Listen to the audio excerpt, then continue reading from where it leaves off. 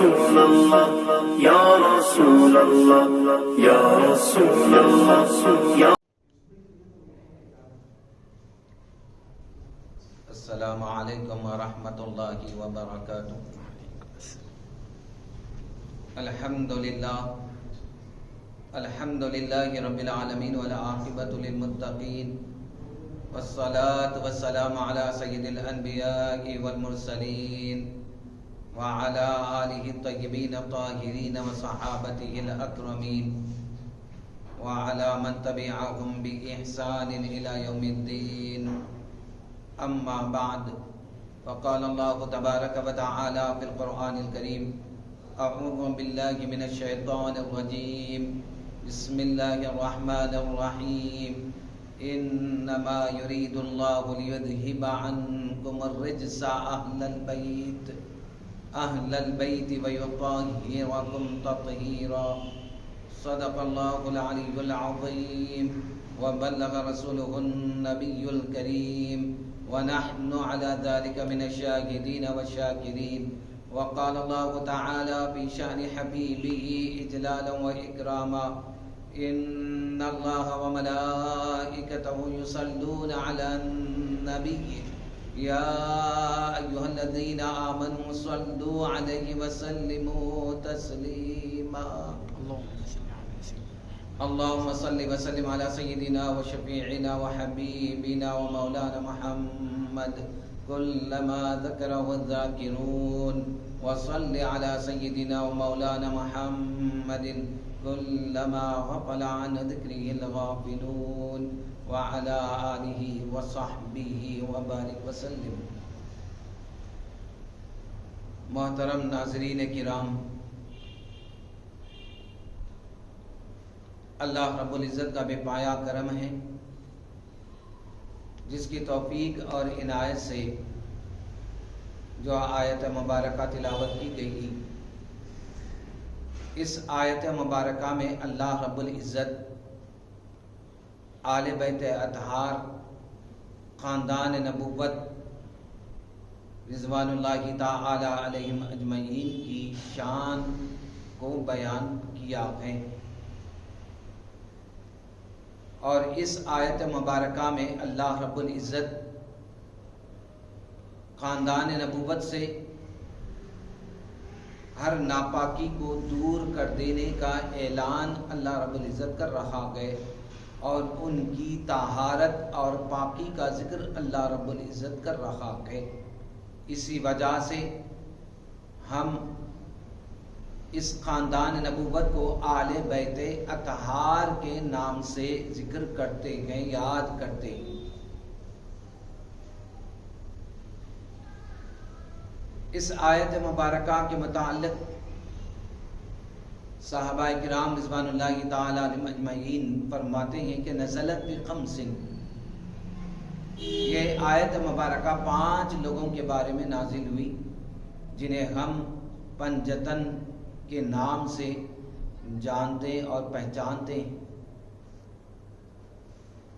ایک آقا دو جہاں سرور کائنات صلی اللہ علیہ وسلم سیدنا علی مرتضی رضی اللہ تعالی عنہ و سیدتنا فاطمہ الزہرا رضی اللہ تعالی عنہا، اور امام حسن اور امام حسین رضی اللہ تعالی عنہما۔ مزید احادیث مبارکہ میں یہ بات آتی ہے، جب یہ آیت کریمہ نازل ہوئی تو حضور سرور کائنات صلی اللہ علیہ وسلم حضرت ام سلمہ رضی اللہ تعالی عنہا کے گھر میں تشریف فرما تھے۔ حضرت علی اور حضرت فاطمہ الزہرا رضی اللہ تعالی عنہا کو طلب فرمایا۔ جب وہ دونوں آئے اپنے شہزادوں کو لے کر، تو حضور علیہ الصلوۃ والسلام اپنے شہزادوں کو، اپنے نوازوں کو اپنی گود میں بٹھایا، اور حضرت علی اور فاطمہ کو اپنے قریب میں بٹھایا، پھر ان پر چادر تطہیر اڑا دی اور ڈال دی، اور پھر حضور کہنے لگے: اللہم ہؤلاء اہل بیتی، کہ اے اللہ یہی میرے آل بیت اطہار ہیں۔ حضرت ام سلمہ رضی اللہ تعالی عنہا بھی چادر مبارک میں داخل ہونا چاہتی تھی. حضور نے فرمایا تم ازواج میں سے ہو وانتی علی خیر، اور تم خیر پر ہو. مزید اس آیت مبارکہ کے متعلق یہ بھی بتلایا گیا کہ جب یہ آیت کریمہ نازل ہوئی تو حضور سرور کائنات صلی اللہ علیہ وسلم کا یہ معمول یہ رہا کہ 8 دن 1 مہینہ کوئی 14 مہینے حضور علیہ الصلوۃ والسلام کا معمول مبارک یہ نقل کیا کہ حضور تہجد کے وقت اپنی بیٹی فاطمہ کے گھر جاتے اور پھر کہتے السلام علیکم، اے اہل بیت تم پر سلام ہو، اور اٹھو، اور پھر یہ آیت مبارکہ تلاوت کرتے انما یرید اللہ لیذھب عنکم الرجس اہل البیت ویطہرکم تطہیرا. تو ایک جماعت صحابہ کی، تابعین کی، مفسرین کی، ائمہ کی اس آیت مبارکہ میں جس میں آل بیت اطہار کی پاکی کا ذکر اللہ رب العزت نے کیا ہے، اس سے مراد یہی افراد ہیں، یعنی حضرت علی اور فاطمہ اور ان کی اولاد مراد ہے.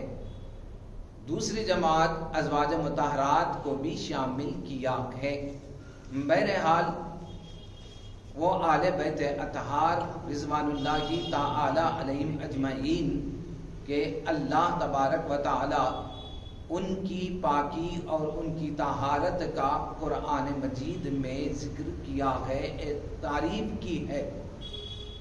تو جس طرح اللہ تبارک و تعالی کسی اور خاندان کی پاکی اور طہارت کا ذکر اللہ رب العزت نے نہیں کیا ہے، تو جس طرح آل بیت اطہار کی اس آیت مبارکہ میں تعریف کیا ہے، جیسا کہ کسی نے کہا کس زبان سے ہو بیان مداح خان اہل بیت، مداح گوئے مصطفیٰ ہے مداح خان اہل بیت.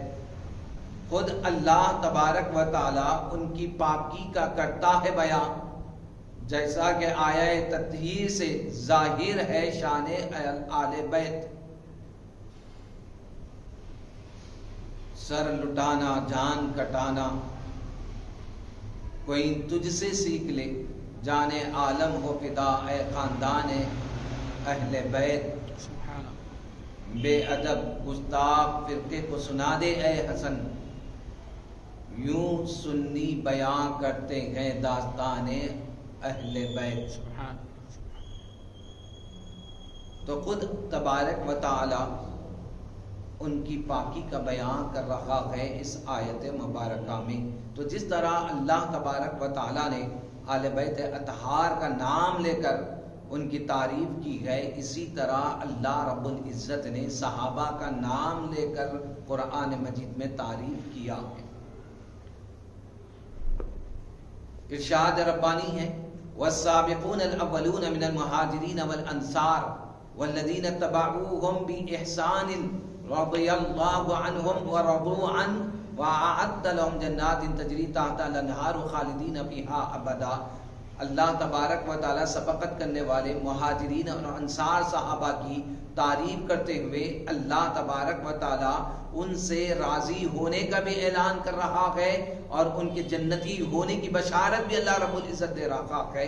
تو اب قرآن مجید کے ذریعے سے ہمیں سبق یہ مل رہا ہے کہ ہم آل بیت اطہار کا بھی ادب کریں، ان سے بھی محبت کریں، ان کی بھی تعظیم کریں، اور ہر صحابی رسول کا ادب اور ان کی تعظیم کرنا ہم پر لازم اور ضروری ہے. اللہ تبارک و تعالی دونوں جماعتیں جس طرح یہ آپس میں ایک دوسرے سے محبت کرتے تھے، ان کے درمیان باہمی تعلقات بڑے اچھے تھے، ہر ایک دوسرے کا ادب اور خیال اور رعایت کرتے تھے، تو ہم اہل سنت و جماعت پر بھی لازم اور ضروری ہے.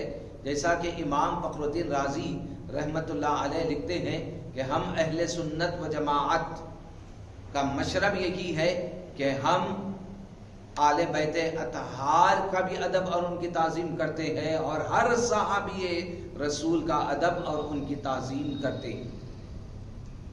کسی ایک کو بھی اگر ہم چھوڑ دیں تو پھر ہمیں راہ نجات نہیں مل سکتی اور ہم گمراہی کا شکار ہو جائیں گے اور نہ ہدایت ہمیں مل سکتی ہے۔ تو بہرحال حاضرین کرام، آقائے دو جہاں سرور کائنات صلی اللہ علیہ وسلم نے آل بیت اطہار کے مناقب کو بیان کرتے ہوئے کہا کہ میرے آل بیت اطہار کی مثال، میرے گھر والوں کی مثال کشتی نوح کی طرح ہے۔ مثل اہل بیتی سفینۃ نوح فمن رکبها نجا، تو جو اس کشتی میں سوار ہو گیا وہ نجات پا گیا۔ فمن تکلف عنہا، اور جو کوئی اس سے باز رہ گیا، اس میں سوار نہیں ہو سکا، وہ غرق ہو گیا۔ تو حضور علیہ الصلوۃ والسلام آل بیت اطہار کی مثال دے کر ہمیں سمجھا رہے ہیں اس حدیث مبارکہ میں کہ کشتی نوح کی مانند ہے۔ تو جس طرح کشتی نوح میں ایمان لانے والے، حضرت نوح علیہ السلام کو ماننے والے سوار ہو گئے اور طوفان نوح سے بچ گئے، تو اسی طرح قیامت تک کے آنے والے لوگوں کے لیے بتلایا جا رہا ہے اب طوفان نوح نہیں آئے گا بلکہ اس سے بڑھ کر قیامت کا طوفان آئے گا، اور اس طوفان میں بچے گا تو کون بچے گا؟ آل بیت اطہار کے دامن کو پکڑنے والا وہی بچے گا، سبحان اللہ، ان کے دامن سے وابستہ ہونے والا وہی بچے گا۔ ادھر حضور علیہ الصلوۃ والسلام آل بیت اطہار کو کشتی نوح کی مانند قرار دیا۔ دوسری جانب حضور علیہ الصلوۃ والسلام صحابہ کی تعریف کرتے ہوئے کیا فرمایا؟ اصحابی کالنجوم، میرے صحابہ ستاروں کے مانند ہے۔ بِأَيِّهِمْ اقْتَدَيْتُمْ اهْتَدَيْتُمْ، ان میں سے ایک کی بھی اقتدا کر لو، ایک صحابی کی بھی اقتدا کر لو تو تم نجات پا جاؤ گے۔ تو صحابہ کو ہدایت دینے والا، ہدایت کا راستہ انہیں قرار دیا کہ اصحابی کا نجوم بِأَيِّهِمْ اقْتَدَيْتُمْ اهْتَدَيْتُمْ۔ اب کشتی میں اگر بیٹھنا چاہو گے تو کس راستے پر چل کر جاؤ گے؟ صحابہ کے راستے پر چل کر جاؤ گے تو کشتی تک پہنچ سکو گے۔ کشتی والے تم کو اندر سوار ہونے کی اجازت دیں گے۔ اگر صحابہ کا بغض لے کر، صحابہ کی بے ادبی لے کر، ان کی دشمنی لے کر اگر تم چاہو گے کہ کشتی اہل بیت میں سوار ہو جاؤ تو پھر اہل بیت اطہار تمہیں بیٹھنے کی اور سوار ہونے کی بھی اجازت نہیں دیں گے۔ سبحان اللہ، بے شک انہی کو اجازت ملے گی جو صحابہ کی راہ پر، راہ ہدایت پر چل کر آئے اور کشتی تک پہنچے اور کشتی میں بیٹھے تو پھر انہیں ہی سوار کیا جائے گا اور انہیں فائدہ ہوگا، ان کی سفارش ملے گی اور ان کی شفاعت ملے گی اور ان کے ذریعے سے، ان کے ہاتھوں سے ہمیں جام کوثر نصیب ہوگا۔ تو حضور سرور کائنات صلی اللہ علیہ وسلم دونوں کے مناقب کو بیان کیا، دونوں کی تعریف کی۔ تو یہ جس طرح آپس میں صحابہ اور آل بیت اطہار ایک دوسرے کا خیال کرتے تھے، جیسا کہ امام جلال الدین سیوطی رحمۃ اللہ علیہ قُلْ لَا أَسْأَلُكُمْ عَلَيْهِ أَجْرًا إِلَّا الْمَوَدَّةَ فِي الْقُرْبَى جو آیت مبارکہ ہے، اس کے ضمن میں اس کا شان نزول یہ بیان کرتے ہیں کہ انصار صحابہ کے ذریعے سے آل بیت اطہار کچھ فقر محسوس کیا، اور جب انہوں نے محسوس کیا آل بیت اطہار حضور کے خاندان والے، انہوں نے انصار صحابہ کو کہا ہم کو تم پر فضیلت حاصل ہے۔ اور یہ بات جب حضور سرور کائنات صلی اللہ علیہ وسلم کو معلوم ہوئی تو حضور نے تشریف لائے صحابہ کے درمیان اور انصار صحابہ کو خطاب کیا، کہا کہ تم یہ کہہ رہے ہو کہ تم ہجرت کر کے مدینہ آئے تو ہم نے جگہ دی، کیا تم کو ہمارے ذریعے سے ہدایت نہیں ملی؟ کیا تم کو ہمارے ذریعے سے اسلام کی دولت نہیں ملی؟ کیا ہمارے ذریعے سے تم کو یہ مقامات نہیں ملے؟ تو صحابہ ہاں ہاں کہتے کہتے اپنے گھٹنوں کے بل کھڑے ہو گئے. حضور علیہ الصلوۃ والسلام جب انہیں خطاب کرنے لگے، اس کے بعد حضور علیہ الصلوۃ والسلام کے سامنے صحابہ نے یہ کہا، یا رسول اللہ، جو کچھ بھی ہمارے ہاتھوں میں ہے اور جو کچھ بھی ہمارا مال ہے، للہ و رسولہ، اللہ اس کے رسول کے لیے ہے. جو کچھ بھی ہے، ہماری جان، ہماری اولادیں، جو کچھ بھی ہمارے پاس ہے اور جو کچھ بھی ہمارا مال ہے، سب کچھ اللہ اس کے رسول کا ہے، ہمارا اپنا کچھ بھی نہیں ہے.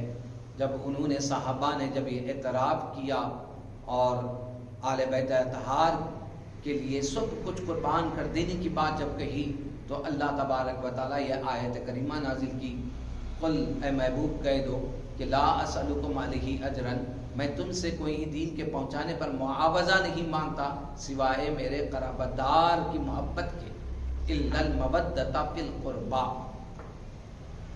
اب قربا سے مراد کون ہے؟ جن کی محبت کو اللہ تبارک و تعالی لازم اور ضروری قرار دیا ہے. صحابہ نے خود استفسار کیا، حضور علیہ الصلوۃ والسلام سے پوچھا، من قرابتک یا رسول اللہ، من ہم، وہ کون لوگ ہیں جن کی محبت اللہ تبارک و تعالی قرابت داروں سے لازم اور ضروری قرار دے رہا ہے؟ تو حضور نے فرمایا علی اور فاطمہ، اور فاطمہ کی اولاد یعنی حسنین کریمین مراد ہے، اور ان کی اولاد مراد ہے. اس کے بعد جب اللہ تبارک و تعالی قرابت داروں کی محبت کو لازم اور ضروری قرار دیا ہے، تو صحابہ ان سے محبت کرتے تھے، ان کا ادب کرتے تھے، جیسا کہ سیدنا ابو بکر صدیق رضی اللہ تعالیٰ عنہ خود فرماتے ہیں کہ میرے قرابت داروں سے زیادہ مجھ کو محبت ہے حضور کے قرابت داروں سے. میں اپنے رشتہ داروں سے زیادہ حضور کے رشتہ دار اور قرابت داروں سے صلہ رحمی کرنا مجھے زیادہ پسندیدہ ہے. کون؟ سیدنا ابو بکر صدیق رضی اللہ تعالیٰ عنہ فرما رہے ہیں. یہ بھی آپ کے متعلق آتا ہے کہ سیدنا صدیق اکبر رضی اللہ تعالیٰ عنہ ممبر پر خطبہ دے رہے ہیں. سیدنا امام حسن رضی اللہ تعالیٰ عنہ چھوٹے سے بچپن تشریف لائے اور کہا کہ اے ابو بکر صدیق رضی اللہ تعالیٰ عنہ، آپ اتر جائیں، یہ میرے نانا جان کا ممبر ہے. تو سیدنا ابو بکر صدیق رضی اللہ تعالیٰ عنہ نے کہا، کیوں نہیں اے شہزادے، یہ آپ کے نانا جان ہی کا ممبر ہے. اور آپ نے امام حسن کو اٹھایا، اپنے گود میں بٹھا لیا، اور پھر آنکھوں سے آنسو جاری ہو گئے. تو یہ صحابہ رضوان اللہ تعالی علیہم اجمعین اس قدر آل بیت اطہار سے محبت کرتے تھے، جس طرح آقائے دو جہاں سرور کائنات صلی اللہ علیہ وسلم ان سے پیار، ان سے محبت کرتے تھے، تو صحابہ بھی محبت کرتے تھے. اور آل بیت اطہار بھی صحابہ رضوان اللہ تعالی علیہم اجمعین کا خیال اور ان کے مرتبے کا لحاظ رکھا کرتے تھے. دونوں میں باہمی اتنے بہترین تعلقات تھے. اسی بنا پر ہم اہل سنت و جماعت اور ہم پر بھی لازم اور ضروری ہے کہ ہم صحابہ کا بھی ادب کریں، ہم آل بیت اطہار رضوان اللہ تعالی علیہم اجمعین سے بھی کا بھی ادب اور ان سے محبت اور کامل عقیدت رکھیں. بے شک سیدنا عمر ابن خطاب رضی اللہ تعالیٰ کا زمانہ خلافت ہے. واقعہ آتا ہے کتب میں کہ آپ مال غنیمت تقسیم فرما رہے تھے. سیدنا امام حسن رضی اللہ تعالیٰ عنہ تشریف لائے، کہا کہ اے امیر المومنین، میرا حق آپ دے دیجئے. تو سیدنا عمر ابن خطاب رضی اللہ تعالیٰ عنہ نے 1000 دینار آپ کو عطا کیے مال غنیمت میں سے. پھر سیدنا امام حسین آئے، آپ نے ان کو بھی 1000 دینار دیے. پھر اس کے بعد عمر ابن خطاب کے بیٹے کی باری آئی تو آپ نے 500 روپے ان کو دیا. پہلے ان کو دیا آل بیت اطہار کو، بعد میں اپنے بیٹے کو دیا. اور ان کے بیٹے کو یہ بات عجیب سی دکھی کہ پہلے ان کو دیا گیا اور پھر زیادہ دیا گیا، اور ان کو غم دیا گیا۔ حالانکہ عبداللہ ابن عمر جو ان کے بیٹے تھے، بڑے بڑے غزوات میں اپنے والد کے ساتھ، حضور کے ساتھ غزوہ اور جہاد کرنے کا شرف انہیں ملا، اور یہ تو شہزادے چھوٹے تھے، اس وقت غزوات میں شرکت کا موقع نہیں ملا، تو کہنے لگے کہ ہم کو زیادہ دینا چاہیے تھا، ابا جان تو ان کو زیادہ دیا ہے۔ یہ بات اپنے والد سے جب ذکر کی تو سیدنا عمر ابن خطاب رضی اللہ تعالیٰ عنہ جلال میں آ گئے اور کہا کہ ٹھیک ہے اے شہزادے، ہاتھی ابن کا ابی ہی ماں، ان کے ماں باپ کی طرح ماں باپ کو لا کر بتا دے، ان کے نانا کی طرح نانا اور نانی کو لا کر بتا دے، کہاں ان کے نانا جان، کہاں ان کے ماں باپ۔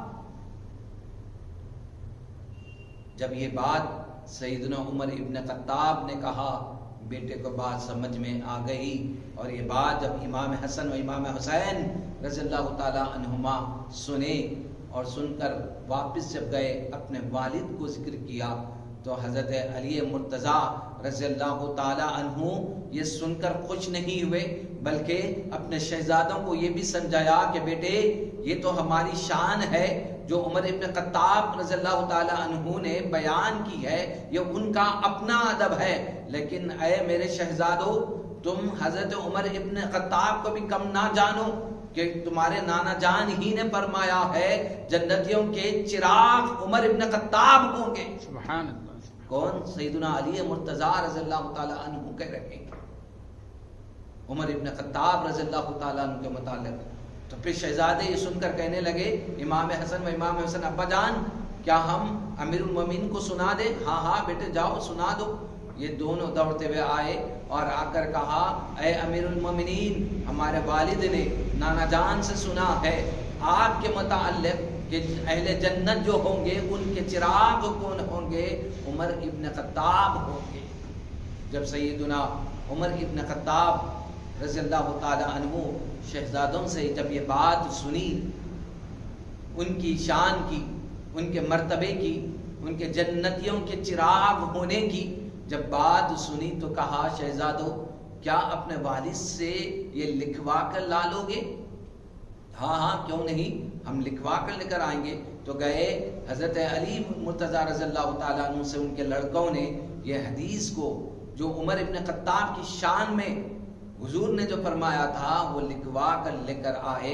ان کے ہاتھوں سے عمر ابن خطاب نے لیا سند کے طور پر، اور پھر اپنے بیٹے کو دیتے ہوئے کہا کہ اس کو سنبھال کر رکھنا، اور جب میرا وصال اور انتقال ہو جائے تو میری قبر میں اس کو میرے سینے پر رکھ دینا۔ یہ عمر ابن خطاب رضی اللہ تعالیٰ عنہ کا ادب، ایک دوسرے کا کیسا ادب، ایک دوسرے کا کیسا خیال کر رکھے گئے۔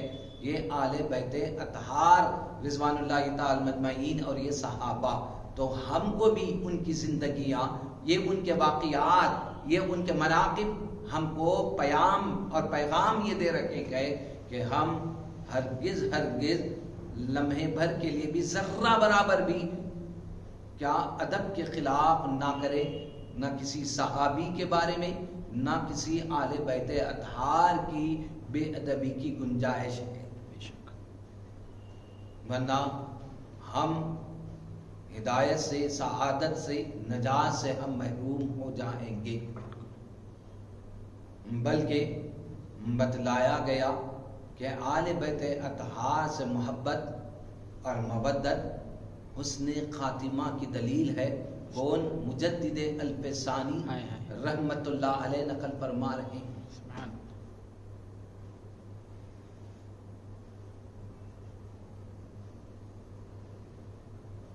تو صحابہ رضوان اللہ تعالی علیہم اجمعین آل بیت اطہار کی، آل بیت اطہار سے محبت بھی کرتے تھے، ان کا ادب بھی کرتے تھے، اور صحابہ بھی اور آل بیت اطہار بھی صحابہ کا خیال رکھا کرتے تھے۔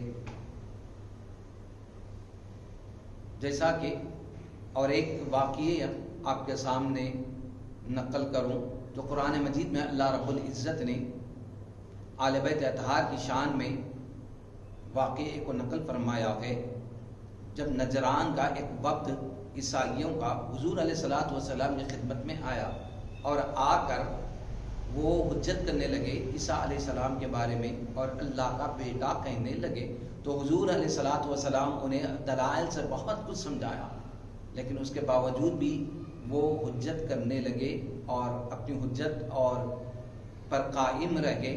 تو اللہ رب العزت نے آیت مباہلہ نازل کی، فقل اے محبوب انہیں کہہ دو، تعالو تم آ جاؤ، ندعو ابناءنا اپنے ہمارے اور تمہارے بیٹوں کو لے کر، ندعو ابناءنا وابناءکم ونساء وانفسنا وانفسکم ونساءنا ونساءکم وانفسنا وانفسکم ثم نبتہل فنجعل لعنۃ اللہ علی الکاذبین۔ میں بھی اپنے بیٹوں کو لے کر آؤں گا، تم بھی اپنے بیٹوں کو لے کر آؤ، تم اپنی عورتوں کو لے کر آؤ، میں بھی ہماری عورتوں کو لے کر آؤں گا، تم اپنے نفوس کے ساتھ جانوں کے ساتھ آ جاؤ، میں بھی اپنی جانوں کے ساتھ آؤں گا، پھر ہم ایک دوسرے کے خلاف بددعا کریں گے جس کو مباہلہ کہتے ہیں، اور پھر ہم دیکھ لیں گے کہ کون جھوٹا ہے، اور اللہ کی لعنت ایک دوسرے پر ہم بھیجیں گے۔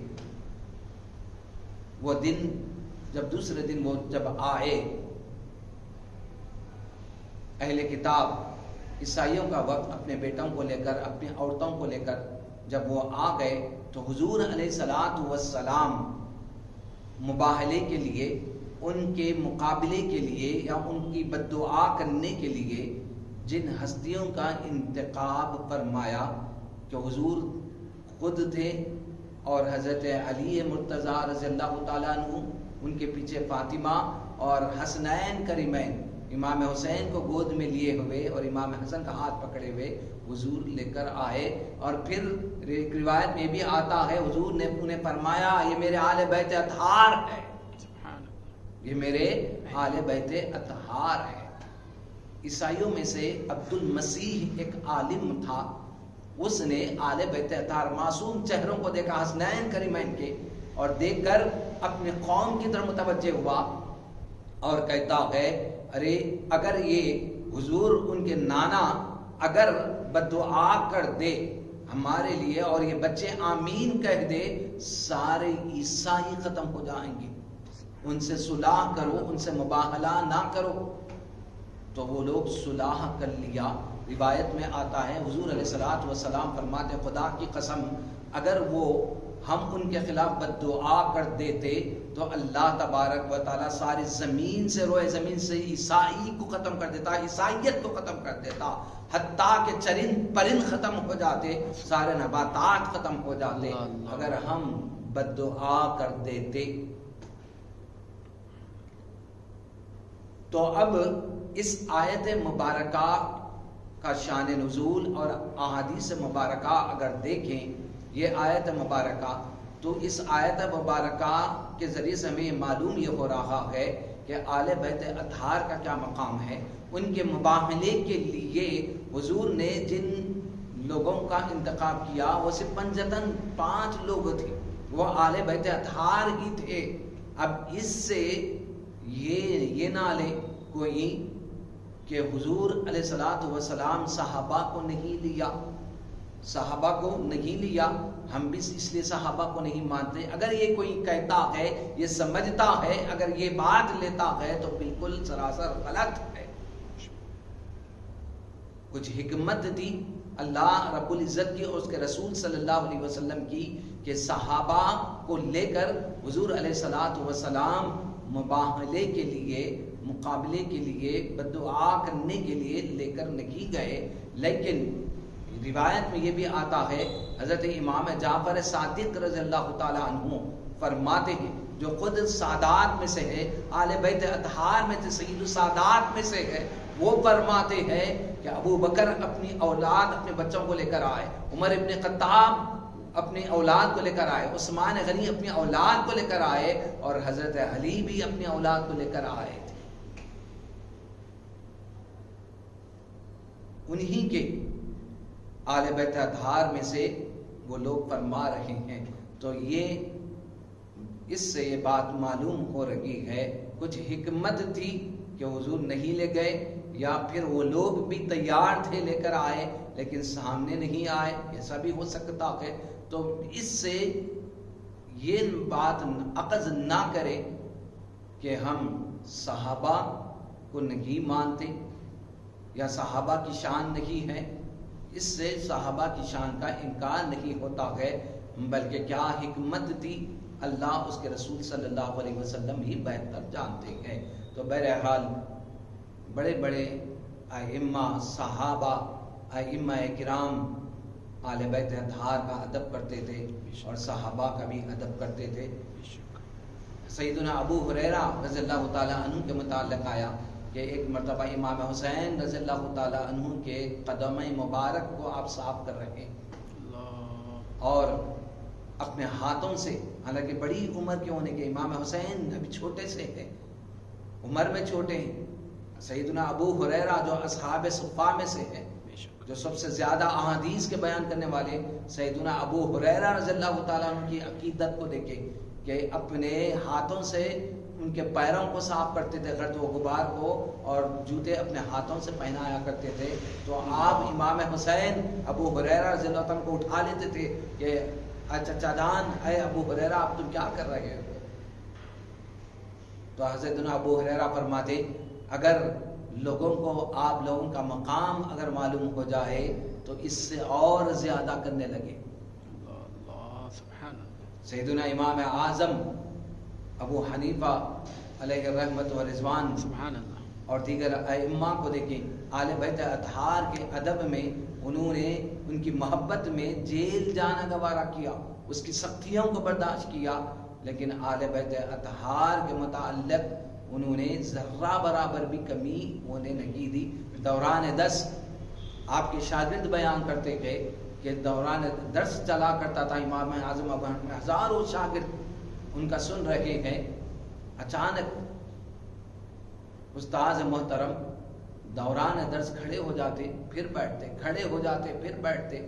شاگردوں نے پوچھا کیا بات ہے، کیا تکلیف ہے؟ ہمارے استاذ محترم کو اچانک آپ کھڑے ہو جاتے پھر بیٹھ جاتے ہیں. تو آپ کہتے ہیں کہ باہر جو بچے کھیل رہے ہیں ان بچوں میں سے ایک سید بھی ہے، اس کی تعظیم کے لیے کھڑا ہو جاتا. سبحان اللہ سبحان اللہ. حضرت امام شافعی علیہ الرحمت و رضوان آل بیت اطہار کے متعلق کہتے ہیں کہ آل بیت اطہار کی محبت، آل بیت اطہار کی محبت ہمارے لیے ضروری ہے. آپ فرماتے ہیں کہ آل بیت اطہار سے محبت کرنا اگر رفض کی علامت ہے، شیعہ پن کی علامت ہے، تو فلیشہد الثقلان انی رافضی، جن و انس گواہ رہے، سارے جن و انس انسان گواہ رہے کہ میں سب سے پہلا رافضی ہوں. اگر آل بیت اطہار سے محبت کرنا رفض کی علامت ہے. مزید آپ فرماتے ہیں کہ مجھے امید ہے کہ میرا نام اعمال قیامت کے دن سیدھے ہاتھ میں دیا جائے گا. کن کی وجہ سے؟ آل بیت اطہار کی وجہ سے. اور مزید آپ فرماتے ہیں آل النبی الیہ وسیلتی، کہ آل بیت اطہار ہی میرے اعمال کی قبولیت کا وسیلہ خدا کے پاس یہی لوگ ہیں. اللہ اللہ. وَهُمُ إِلَيْهِ ذَرِيعَتِي، اور یہی وہ لوگ ہیں جو خدا کے پاس میری نجات کا ذریعہ ہے. یکفیکم من عظیم الفقر انکم، آل بیت اطہار کی فضیلت کو سمجھنا ہو تو اتنا کافی، اتنی بات سمجھ لو.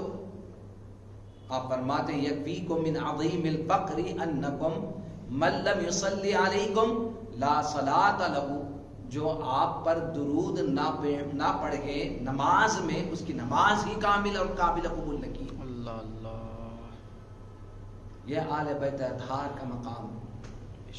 ہم نمازوں میں ان پر درود پڑھتے ہیں، نبی کے ساتھ آل پر بھی درود بھیجا جاتا ہے، تب جا کر ہماری نماز کامل ہوتی ہے، ہماری نماز قبولیت کے باب سے ٹکراتی،